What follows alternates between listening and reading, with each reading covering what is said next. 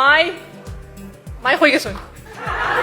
কানাডার পার্লামেন্টে ইতিহাস গড়লেন বাংলাদেশের ডলি বেগম। প্রথম বাংলাদেশি বংশোদ্ভূত হিসেবে জায়গা করে নিলেন অটোয়ার জাতীয় সংসদে।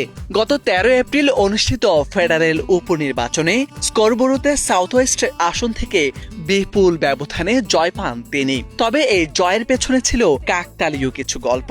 তিনি অনুসরণ করেছেন নিউ ইয়র্কের মেয়র জোহরান মামদানিকে, আর এতেই বাজিমাত করে ইতিহাস গড়লেন ডলি। লিবারেল পার্টির প্রার্থী হিসেবে প্রতিদ্বন্দ্বিতা করে কনজারভেটিভ প্রার্থী ডায়ানা ফিলিপোভাকে বড় ব্যবধানে পরাজিত করেন ডলি বেগম। প্রাপ্ত ফলাফলে দেখা গেছে তিনি পেয়েছেন 20,000-এর বেশি ভোট, যেখানে তার প্রতিদ্বন্দ্বীর ঝুলিতে গেছে মাত্র 5,000 ভোট। এই জয়ের মাধ্যমে তিনি স্থলাভিষিক্ত হয়েছেন সাবেক এমপি বিল ব্লেয়ারের। তবে এই সাফল্য হঠাৎ করে আসেনি, এর পেছনে রয়েছে দীর্ঘ পরিশ্রমের গল্প।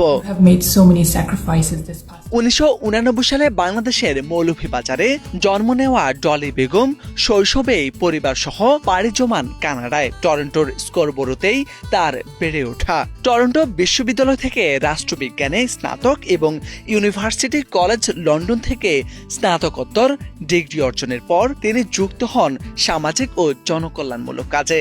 2018 সালে প্রথমবারের মতো অন্টারিও প্রাদেশিক পরিষদে সদস্য নির্বাচিত হন। এরপর 2022 সালে পুনরায় নির্বাচিত হয়ে ইতিহাস গড়েন। কানাডার কোনো প্রাদেশিক জনসভায় প্রথম বাংলাদেশি বংশোদ্ভূত প্রতিনিধি হিসেবে।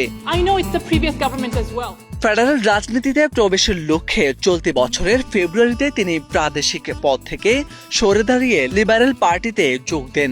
অল্প সময়ের মধ্যে সেই সিদ্ধান্ত এনে দেয় ঐতিহাসিক সাফল্য। তবে ডলি বেগম দীর্ঘদিন ধরেই বাংলাদেশ, ভারত সহ এশিয়ার কমিউনিটিগুলোর সঙ্গে মিশেছেন। তাদের সুখে দুঃখে পাশে থাকা, সামাজিক কাজে অবদান, বিশ্বের বড় বড় নেতাদের সঙ্গে যোগাযোগ, সমাজের উঁচু থেকে নিচু সকল শ্রেণীর মানুষের কাছে ছুটে যাওয়া, অনেক সাধারণ মানুষও তার জন্য কাজ করা, সামাজিক যোগাযোগ মাধ্যমে প্রচারণা চালানো, এসবই তাকে সাফল্য এনে দেয়। প্রবাসীদের মতে নিউ ইয়র্কের মেয়র জোহরান মামদানিকে অনুসরণ করে চালানো এসব প্রচারণার মাধ্যমে বাজিমাত করেন ডলি বেগম। ডলি বেগমের এই জয়ে খুশি সেখানকার স্থানীয় প্রবাসী বাংলাদেশি সহ দক্ষিণ এশিয়ার দেশগুলোর বাসিন্দারা। কানাডার মূলধারার রাজনীতিতে তার এই নতুন যাত্রা আরও প্রসারিত হবে এবং প্রবাসী বাংলাদেশিদের জন্য তিনি কাজ করবেন বলে বিশ্বাস প্রবাসীদের। মোর্শেদ আলম, বাংলাভিশন।